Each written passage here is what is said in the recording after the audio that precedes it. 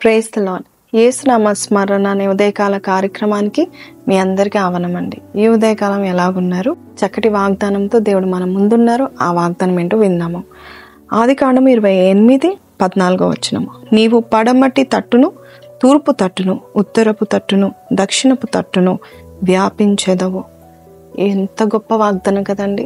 దేవుడు మనల్ని వ్యాపింప చేస్తానని వాగ్దానం చేస్తూ ఉంటున్నాడు. దేవుడు అంటండి, ఒకరిని దీవిస్తే వారిని వ్యాపింప చేస్తాడు.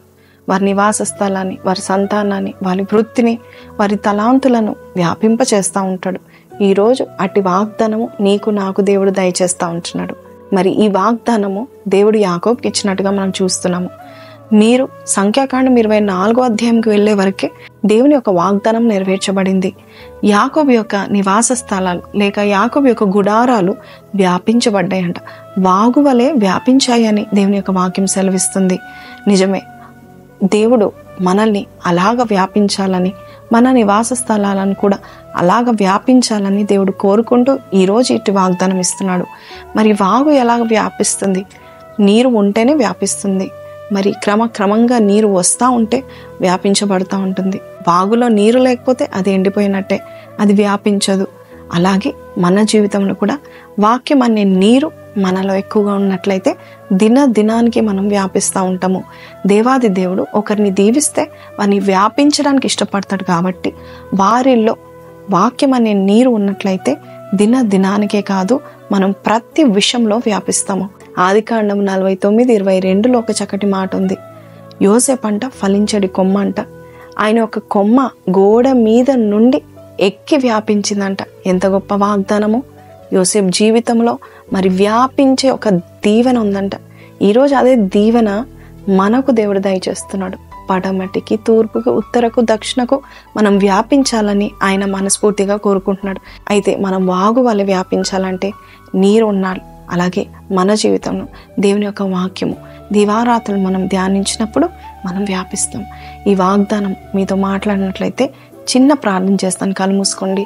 ప్రభా, నన్ను వ్యాపించండి. నా వృత్తిని, నా తలాంతులను, నా ఆదాయమును, నా ఇంటిని, నా నివాస స్థలాన్ని వ్యాపించని నువ్వు ప్రార్థన చేస్తే ఖచ్చితంగా దేవాది దేవుడు మన ప్రార్థన విని ఈ వాగ్దానము ఈ రోజు నుండి, ఇప్పటి నుండి మన జీవితంలో పనిచేసేలాగా దేవుడు చేస్తాడు. కళ్ళు మూసుకుందామా? ప్రార్థన.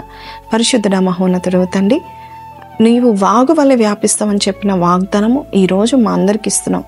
పడమటికి, తూర్పుకి, దక్షిణకు, ఉత్తరకు నువ్వు వ్యాపించాలని నీవు కోరుకుంటున్నావు నాయన. అయ్యా, అలాగే మేము కూడా మరి నీ వాగ్దానంని పట్టుకోవడం మాత్రమే కాదు, ప్రతి దినము ఆ వాక్యాన్ని ఎత్తి పట్టుకొని ప్రార్థన చేసి అలాగే నీ వాకులో మేము ఎదిగేలాగా మమ్మల్ని చేయండి నాయన. యోసేపు కొమ్మ వలె ఫలించే కొమ్మగా గోడ ఎక్కి వ్యాపించేలాగా మమ్మల్ని చేయమని అడుగుచున్నాము నాయన. వాగు వల్లే వ్యాపించండి, మా నివాస స్థలాలు వ్యాపించండి నాయన. మీ మీద ఆధారపడుతున్నాము.